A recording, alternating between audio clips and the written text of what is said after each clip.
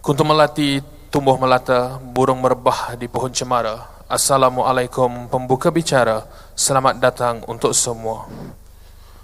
Majlis mengucapkan setinggi-tinggi penghargaan serta mengalu-alukan kehadiran yang amat berhormat Datuk Seri Anwar Ibrahim, Perdana Menteri, ke majlis yang berbahagia dan sangat bermakna. Majlis juga mengucapkan selamat datang kepada semua para tetamu kehormat dan jemputan, tuan-tuan dan puan-puan serta hadirin ke program yang kita adakan pada hari ini.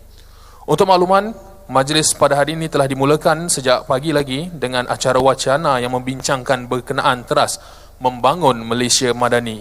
Wacana pada pagi tadi telah menampilkan ahli panel dari pelbagai disiplin ilmu dan pengalaman masing-masing. Hadirin yang dihormati, tanpa membuang masa lagi, majlis diteruskan dengan menjemput Yang amat berhormat Datuk Seri Anwar Ibrahim, Perdana Menteri, untuk menyampaikan amanat untuk rakyat Malaysia membangun Malaysia Madani. Majlis dengan hormatnya mempersilakan.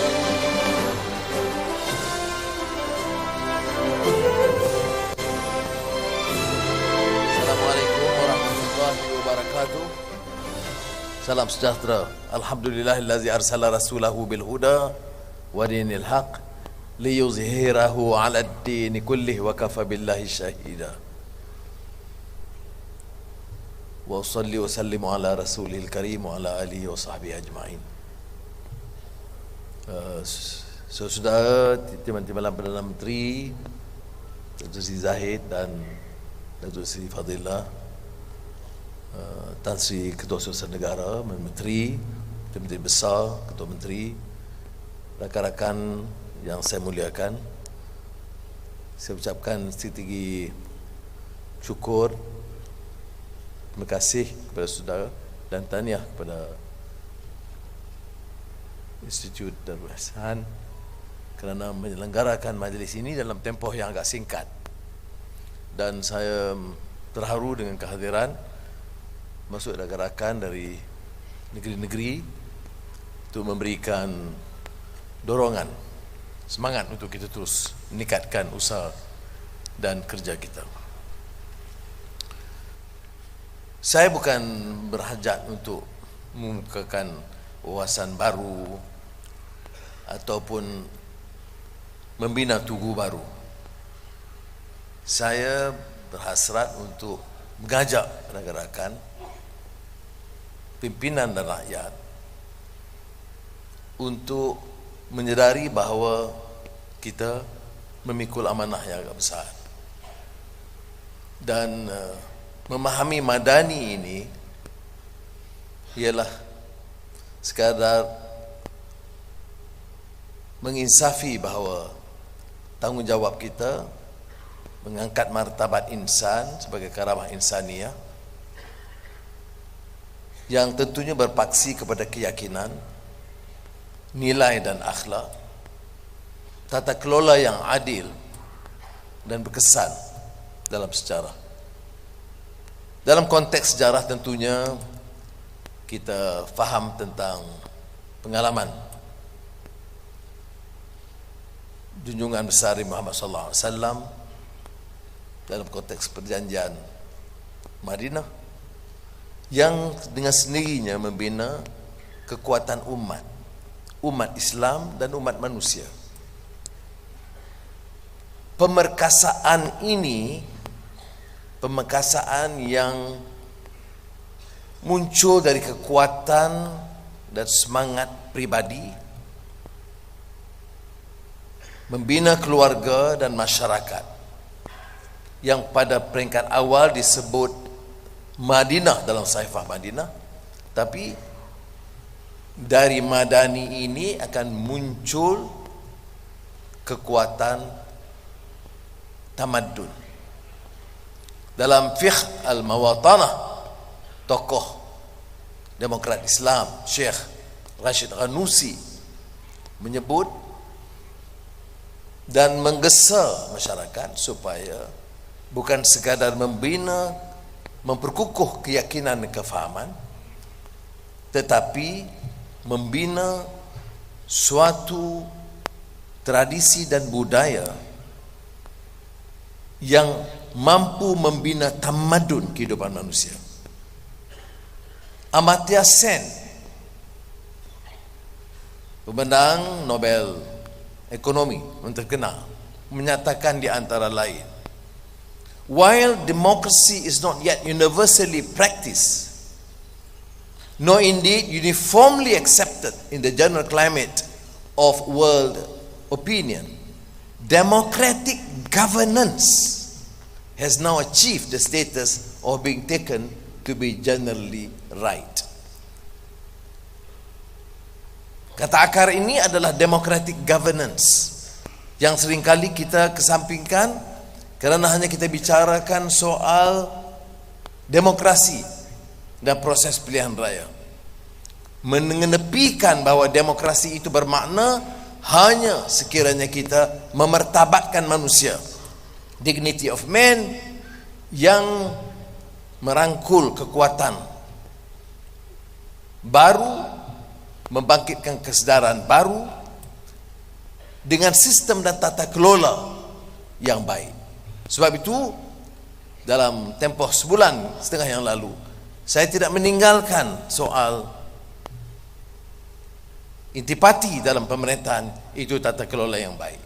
Negara mungkin membangun, negara mungkin runtuh, seperti Rise and Decline of the Roman Empire Gibbons, ataupun sebelumnya oleh Abdurrahman Ibn Khaldun dalam Muqaddimah yang menyebut kekuatan awal asabiyah yang positif itu boleh mampu membangunkan, tetapi generasi penerus dengan kekuatan yang sama, budaya yang sama, tapi luntur idealisme dan meruntuhkan tamadun.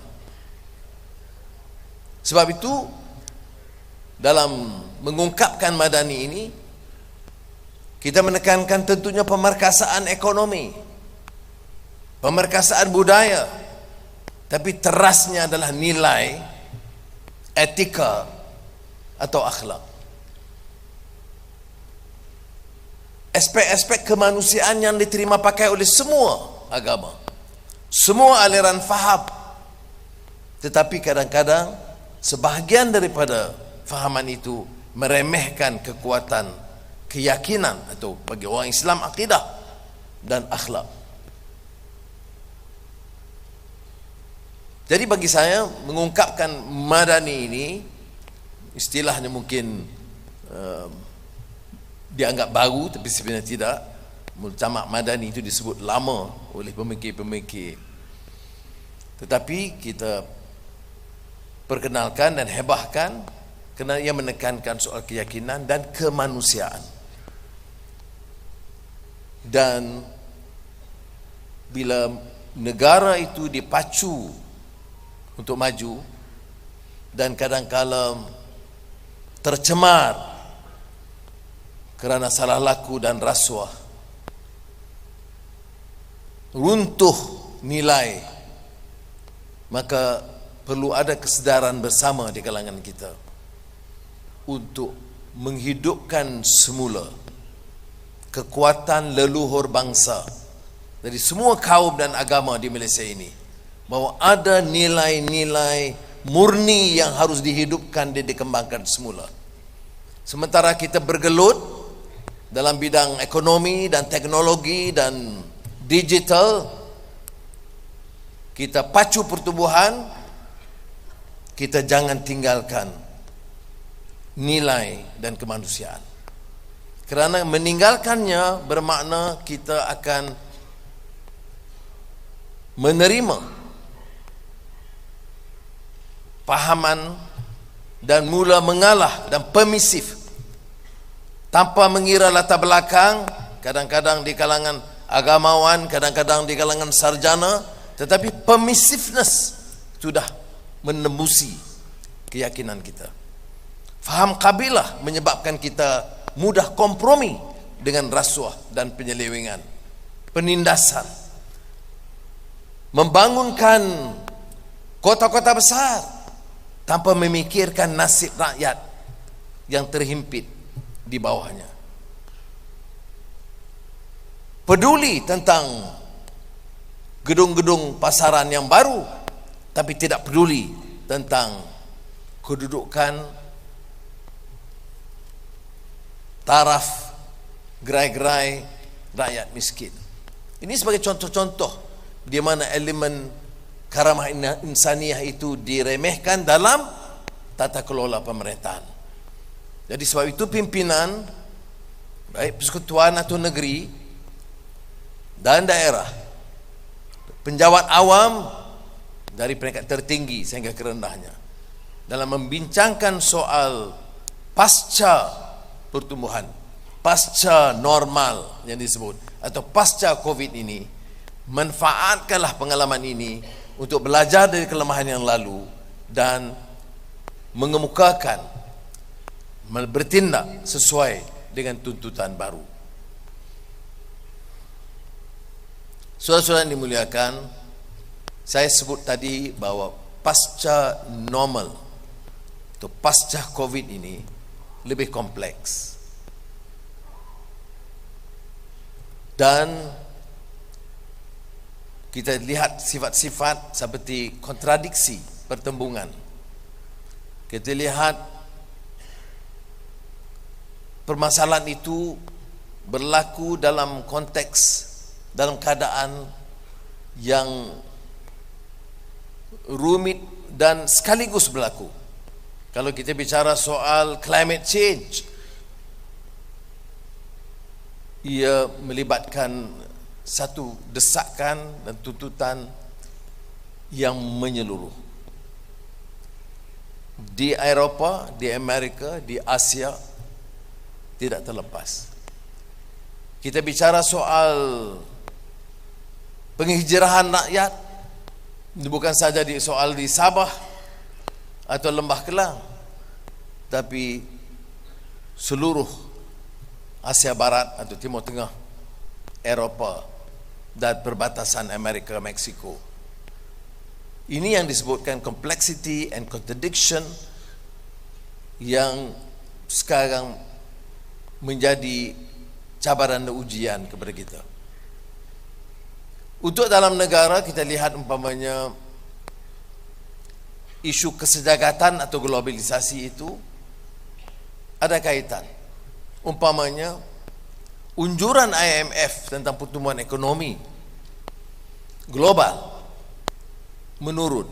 Tiap suku tahun bila dibuat kajian semula, dia akan menurun 3.2% sehingga 2.7% pada tahun 2023. Unjuran dari Bank Dunia umpamanya berikan keupayaan dunia meningkat maksimal 4%. Dan ini mengandaikan ekonomi negara juga dalam keadaan yang lebih rapuh. Kadar pengangguran walaupun umumnya sedikit menurun, tetapi menyangkut masalah belia dan wanita. Saya sebut hal-hal yang sedemikian ini untuk menunjukkan bahawa kaedah dan cara lama kita tidak dapat menyelesaikan masalah negara kita. Dan untuk terpukau dengan angka-angka juga tidak mungkin dapat membantu. Maka kita harus menamatkan salah satu ukuran kemajuan dengan pertumbuhan ekonomi saja. Ini obsession atau kegairahan menyebut angka pertumbuhan, angka pelaburan asing tanpa menekan atau angka-angka tanpa menekankan kesan dan akibat kepada manusia seluruhnya. Itu bagi saya tidak akan membantu. Kita sebut umpamanya kadar inflasi 4%, tapi inflasi makanan 7%. Kita sebut pengangguran belia dan wanita jauh lebih tinggi. Jadi sebab itu, atau kadar kemiskinan tegar yang menurun. Tapi seperti mana saya sebut, kalau meminjam pendapat Einstein, everything that can be counted does not necessarily count. Everything that counts cannot necessarily be counted. Maknanya kalau saudara itu masuk kategori, keluarga itu masuk kategori miskin tegak, saudara tidak akan terpukau dengan angka. Saudara akan bergelut dengan permasalahan hidup. Kalau saudara anak muda yang menganggur, saudara tidak akan terpukau dengan angka bahawa kadar pengangguran menurun kerana tidak ada jaminan masa depan saudara. Begitu juga kalau kita bicarakan soal inflasi terkawal, tapi bagi orang yang hidupnya yang di tahap yang lebih suka dan rendah, maka permasalahan itu, angka-angka itu tidak membantu. Sebab itu saya sebutkan tentang ekonomi manusiawi. Kerana ekonomi manusiawi itu akan tentunya menolak prinsip unbridled capitalism yang sedikit sebanyak diamalkan oleh kita dahulu, iaitu golongan maha kaya yang terpilih itu menguasai hampir dalam semua bidang di negara kita. Seolah-olah kita dengan seluruh jentera kita tidak ada keupayaan mengenal pasti syarikat baru atau kelompok baru dilatih, diangkat bersama supaya diperluaskan peluang bagi mereka menguasai. Saya masih ingat umpamanya kupasan political economics Mancur Olson bila membahaskan soal pengalaman dalam sejarah di mana raja-raja terdahulu ataupun kelompok-kelompok lanun yang datang merompak dari desa, tentunya yang menyebabkan keperitan hidup kerana kezaliman ini menyusahkan. Tetapi saudara juga tahu bahawa menurut Mancur Olson, tanpa keadilan sosial, tanpa ekonomi manusiawi, apa yang berlaku adalah sistem baru yang disebut kadang-kadang penswastaan, itu rompakan itu terus menerus tiap jam. Kalau lanun zaman silam dia rompak 1 tahun, sengsara beberapa bulan, mereka hidup dengan aman 9 bulan, kemudian rompakkan lagi. Dalam sistem yang tidak adil atas nama penswastaan atau apa saja, jika tidak dikawal dengan kekuatan politik yang telus dengan tata kelola yang baik, akan menyebabkan rompakan itu berlaku terus menerus. Tiap minit kegunaan elektrik, tiap minit kegunaan air umpamanya akan menyebabkan rompakan kecil yang berterusan tiap minit, tiap bulan, tiap tahun. Sebab itu keputusan dasar kita itu harus menjamin sokongan kepada pemodal supaya dapat dijalankan kegiatan ekonomi itu dengan baik, tetapi jangan menyebabkan penekanan sengsara bagi rakyat di bawah. Ini bukan idea baru saya. Dalam kebangkitan Asia atau Asia Renaissance yang tertulis lebih suku abad yang lalu, saya menyebut di antara lain bahawa asas ekonomi manusiawi yang kita harus faham dalam konteks madani sekarang adalah falsafah pembangunan yang holistik dan menyeluruh, berpandukan keprihatinan etika dan sosial, serta berasaskan prinsip keadilan dan kebajikan, al-adl wal ihsan. Maknanya mengurus ekonomi sedemikian dengan mengambil kira faktor apa yang pernah disebut sebagai dimensi manusiawi atau dimensi insan. Tidak ada kemanusiaan insan kalau kita memilih untuk mencemuh sesama manusia berdasarkan warna kulitnya atau daerahnya. Kerana Madani itu menuntut kita punyai nilai dan etika dan memuliakan dan mengangkat martabat insan seperti yang disebut dalam Al-Quran, walaqad karramna bani Adam. So, saudara, untuk mendepani 2023 ini, saya percaya tema ini akan kekal relevan, akan diwacanakan sebagai satu iltizam dan pendekatan untuk menyelamatkan negara. Saya tidak mahu mengungkit pengalaman-pengalaman yang lalu, ada kekuatannya, ada kelemahannya tentu. Mana sumbangan kekuatan yang baik, kita manfaatkan tanpa mengira dari blok mana atau parti mana atau faham mana. Tetapi semua kelemahan-kelemahan dulu mesti dihentikan. Dan kelemahan terbesar bagi saya ialah cara mengurus, menggunakan ruang untuk memperkayakan kelompok-kelompok kecil. Saya yakin sekiranya kita dapat urus tadbir dengan baik, kita dapat mendepani kemelut ekonomi mendatang ini dengan jauh lebih yakin. Semalam rakan-rakan jemaah menteri menelusuri laporan Ketua Audit Negara 2021. Sekiranya dapat diperbaiki kelemahan-kelemahan yang disebut berulang kali selama berpuluh tahun oleh Ketua Audit Negara,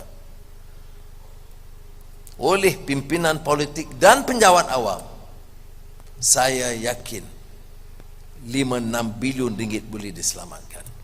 Itu dari laporan Ketua Audit Negara. Dan dari kajian projek-projek besar, dan termasuk kekuatan badan penguatkuasaan, sekiranya dijalankan dengan teliti, telus dan bertanggungjawab, saya yakin berbilion ringgit lagi boleh diselamatkan. Lalu kalau kata dana kita ini kurang 15 bilion, pengurusan yang cekap dan baik itu boleh menyelamatkan 15 bilion tanpa projek-projek baru atau ikhtiar dan inisiatif baru. Inilah cabaran kita yang tidak mungkin dilaksanakan dengan jemaah menteri sahaja, tetapi dengan seluruh kekuatan yang ada. Sebab itu teras yang disebut dalam Madani ini tidak sama sekali boleh mengenepikan apa yang disebut sebagai tunggak mendirikan sistem atau menegakkan sistem yang lebih mampan, kerana kemampanan ekonomi itu bagi sebuah negara dengan tata kelola yang baik adalah ukuran utama untuk menjamin. Maka semua langkah-langkah yang insya-Allah akan diumumkan dalam belanjawan 24 Februari ini akan mengembalikan kita kepada beberapa asas, percepatkan kelulusan, menghentikan kaedah mendapat komisen yang bukan hak kita. Ini semua boleh menambah keyakinan dengan menegakkan sistem atau negara hukum yang tidak akan memilih bulu dalam melaksanakan tanggungjawab mereka dan tidak juga menindas atau menekan individu atau puak yang tidak mendukung kita. Jadi ini yang disebut sebagai jentera kerajaan yang bertanggungjawab melaksanakan dasar-dasar berfungsi secara optimal, dan kita selesaikan isu tata kelola dengan penyelarasan dan koordinasi, tapi ia harus bermula dengan pengurusan atasan. InsyaAllah roda ekonomi kita mampu berputar semula, bahkan dengan lebih laju dan pesat lagi. Keutamaan strategik ini boleh kita cerakin seperti berikut, dan saya harap akan mendapat kerjasama sepenuhnya. Tidak boleh diterima negara yang merdeka lebih 6 abad membiarkan segelintir rakyat miskin kota atau desa atau pedalaman Sabah dan Sarawak, walaupun jumlahnya dan angka-angka ini menurun ketimbang penilaian dulu, tetapi setakat Julai 2022 dalam angka kajian yang terakhir masih ada 136,000 isi rumah dalam kategori miskin sekar.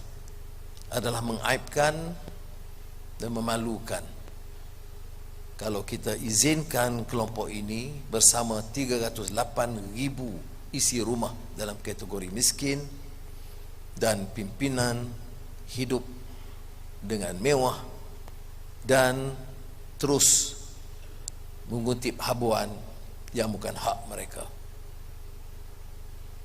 Haram bagi kita, pimpinan politik atau penjawat awam, mengamalkan rasuah atau membazir dalam keadaan rakyat sebagai rakyat kita mencecah ratusan ribu dalam kehidupan yang perit. Jabatan Perangkaan Malaysia umpamanya masih mendedahkan bahawa 20% daripada kumpulan isi rumah M40 telah beralih kepada kumpulan B40.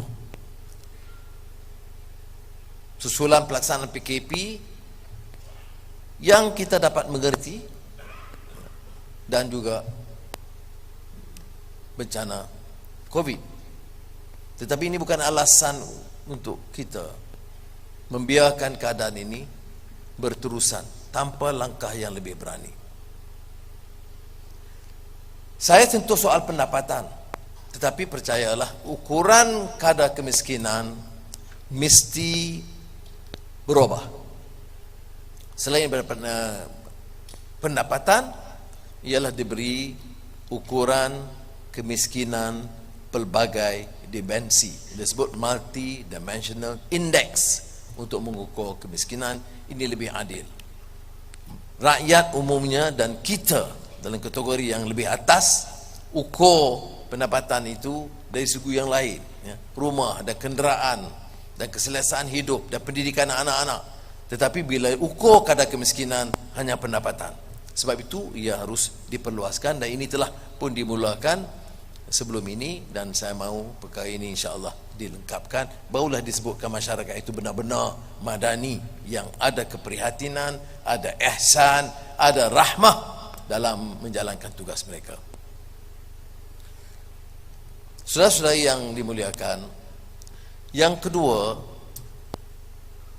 tadi membahas kemiskinan, yang kedua ialah penstrukturan semula ekonomi negara. Sebahagiannya saya telah singgung tatkala menyebut tentang kemampanan itu bukan sahaja dari angka dan gedung, tetapi keselesaan rakyat umumnya.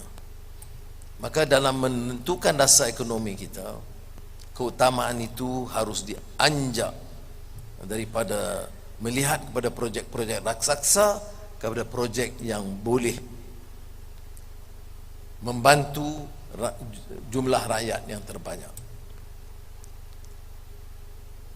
Keutamaan kita seperti mana saya tekankan dalam penstrukturan ekonomi ini dan pemulihan dan menjana ekonomi dalam kategori keutamaan ketiga ini, termasuklah bidang ekonomi hijau dan renewable energy, soal digital yang merupakan cabaran baru,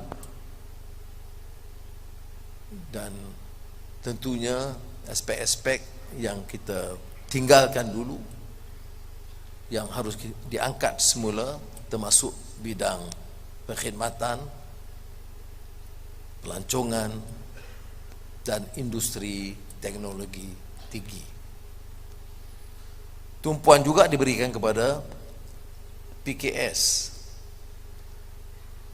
Semua kontrak-kontrak besar negara kita berikan kepada konglomerat atasan.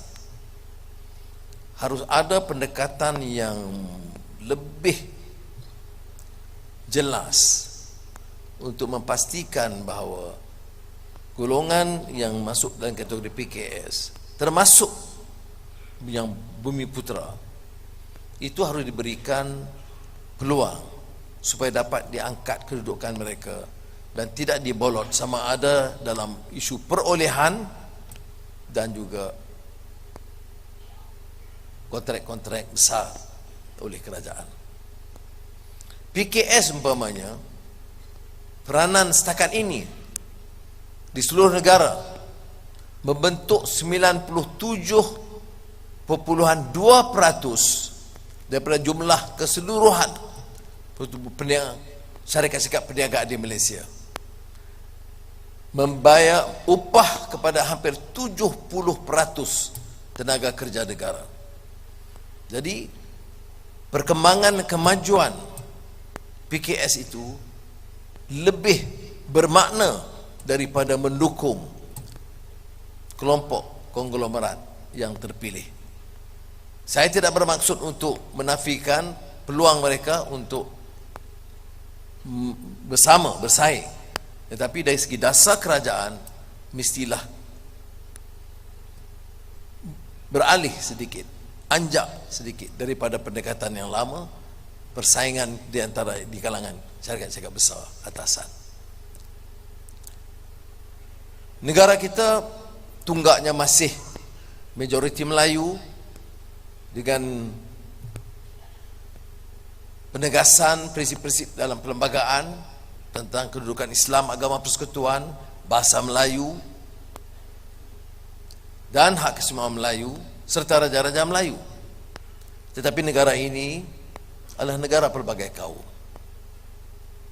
Kita tidak mahu negara ini dikembangkan dengan membiarkan segolongan daripada rakyat kita, sama ada kaum minoriti atau kaum miskin dari semua kaum atau kawasan pendalaman, apatah lagi Sabah Sarawak, masih terus memikir mereka ini terpinggir dan tersisih. Tanggungjawab kita dalam membawa usul Madani ini itulah merangkul semua kekuatan ini. Kalau ada yang terpinggir, termasuk majoriti Melayu dan Bumi Putra miskin dan miskin tegar, tanggungjawab kita ialah berikhtiar sedaya upaya kita untuk menyelamatkan mereka, membebaskan mereka dari belenggu kemiskinan. Saya gunakan istilah membebaskan seperti mana fakku raqabah dalam Al-Balad. Itu membebaskan itu tidak bermakna memberikan bantuan supaya mereka akan terus bergantung kepada sumbangan kerajaan yang disebut dependency syndrome, sindrom kebergantungan, selama-lamanya akan bergantung dan mereka tidak dibebaskan. Pendekatan kita harus membebaskan mereka daripada belenggu ini supaya mereka betul-betul hirup udara merdeka di Malaysia ini. Di samping itu kita harus juga sedar bahawa ada golongan masyarakat minoriti di negara kita, sama ada China atau India, yang merasakan seolah-olah ada pendekatan untuk meminggirkan mereka, merendahkan mereka. Saya ingin beri jaminan bahawa kerajaan perpaduan tidak akan mengizinkan rasa ini berlaku. Lebih-lebih lagi untuk Sabah Sarawak. Dari awal saya minta RPM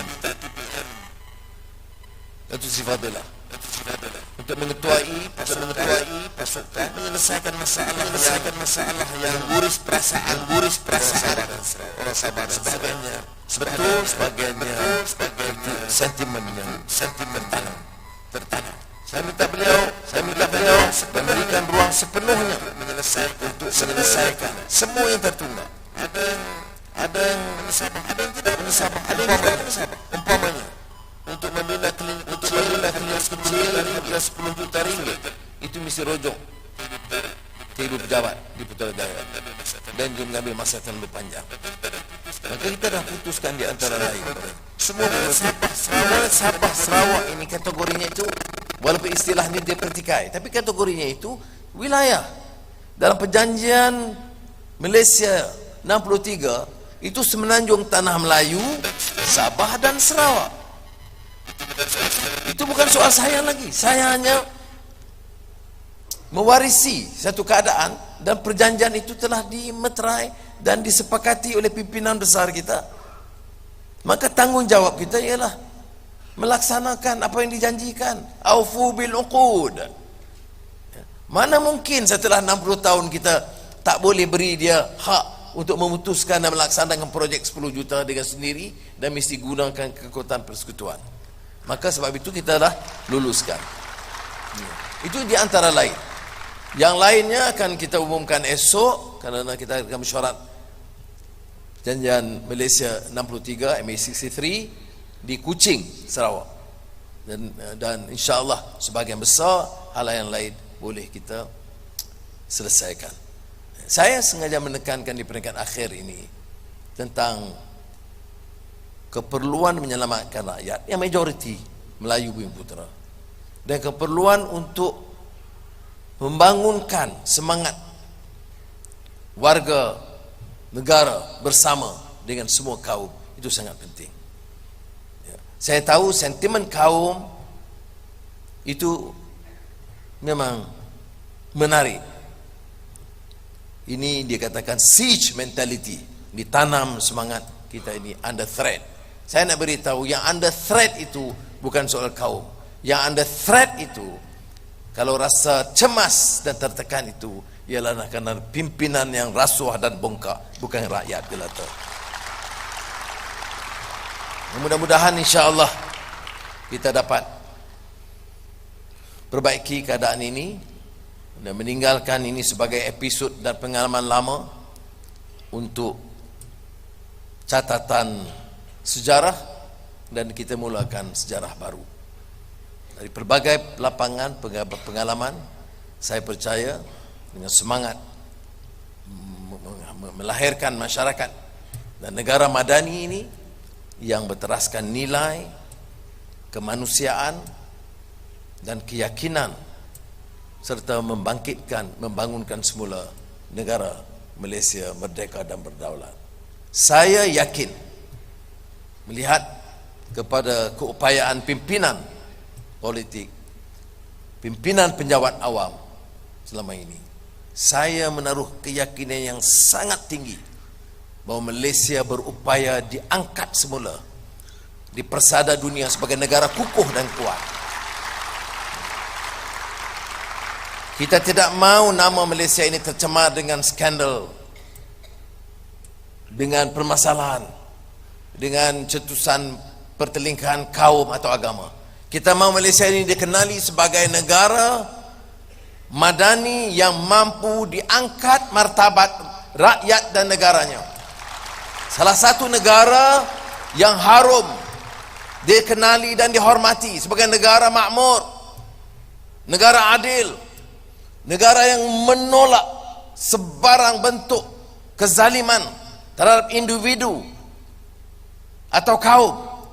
Kita mahu negara ini dikenali dengan semangat baru, semangat rakyat yang faham erti kebebasan dan kemerdekaan, semangat rakyat yang bermaruah. Kita telah menunjukkan keupayaan itu, dan saya percaya barisan pimpinan, penjawat awam, sektor swasta faham bahawa bila sebut keselesaan hidup, kebahagiaan, kejayaan, ini keselesaan untuk semua, bukan keselesaan untuk satu dua kelompok terpilih.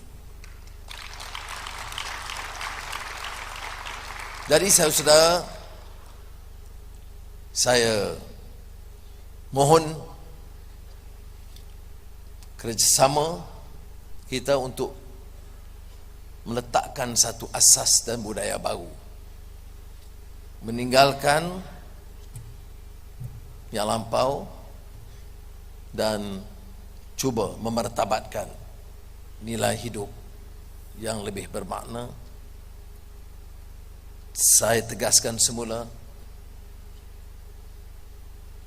buka pintu hati kita, selamatlah negara kita. Negara kita ini pernah menunjukkan potensi yang baik, pernah tercorot, maka berilah kesempatan untuk anak-anak kita, untuk generasi penerus, supaya harapan ini boleh dibina dengan kekuatan yang dimulai sekarang. Dan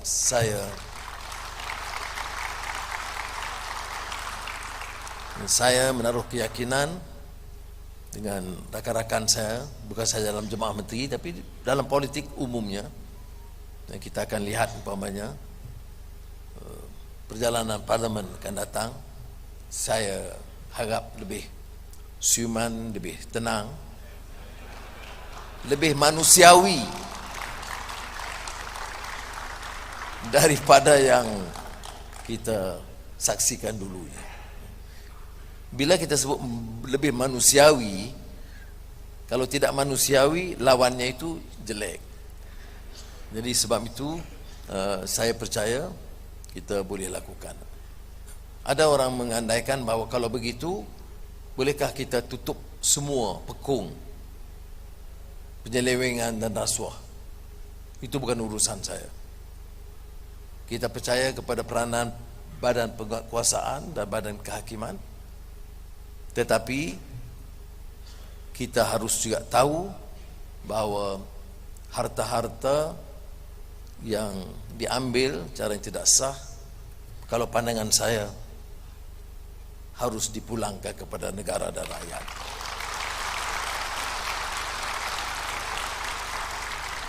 Soal penyiksaan pribadi, banyak sudah kita maafkan. Tetapi negara ini, saudara, mesti diselamatkan. Negara ini mesti diangkat semula martabatnya. Kita mahu Malaysia harum semula sebagai negara adil, ada martabatnya dan adil kepada rakyatnya. Rakyatnya dari semua kaum dan semua agama dan semua pelosok kampung dan pedalaman. Sebab itu dalam beberapa isu diangkat, termasuk MA 63, dan hari ini saya ke Sarawak selepas ini, saya nak berikan mesej yang sama. Kalau ada kegelisahan yang berasas, tanggungjawab kita untuk selesaikan sama. Sebab kita lihat rakyat ini punyai peranan yang sama dan tidak boleh diabaikan hak mereka. Saya pernah menyatakan kepada rakan-rakan, saya rasa bingung mengapa hal-hal kecil ini tidak boleh dibereskan. Mengapa tidak ada semangat setia kawan, keyakinan untuk membantu meredakan tekanan ini. Jawapan mereka, kita perlukan pengarahan yang jelas dan dasar yang jelas, ketelusan, pertanggungjawaban, democratic accountability, democratic governance. Maka saya jawab, ini jawapan saya, ya, kita akan bersama betulkan ketimpangan yang lalu dan kita akan tegakkan democratic governance di negara kita. Terima kasih. Wassalamualaikum warahmatullahi wabarakatuh.